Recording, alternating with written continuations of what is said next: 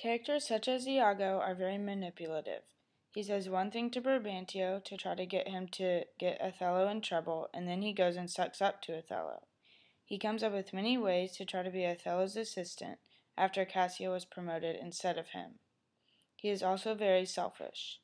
When he is thinking up his whole plan to get only what he wants, he only has one person's feelings in his head, his. Others' feelings only matter to him if it affects his plan and what he wants. Iago reminds me a lot of Regina George in Mean Girls. Regina is very two-faced, just like Iago. She does everything she can to get what she wants. She uses the people around her in order to get more popular. Iago is very similar because he uses Brabantio and his daughter as an excuse to get Othello in trouble. In the same way, Regina George uses the burn book to get Katie in trouble. Another similarity between the two is that everyone seems to like them or wants to be their friend, but in fact they don't really like them at all. They are just afraid that they will get hurt if they aren't nice to them or don't suck up to them.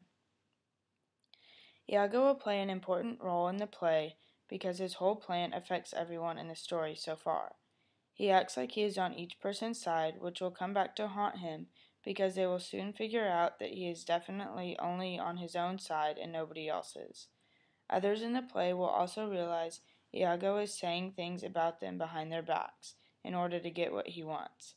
This type of character often plays such a big role in plays because they are so manipulative and are only out for their own good. Because they are only out for their own good, everyone around them are also affected, making for an interesting story. Characters such as Iago make the story worth your time.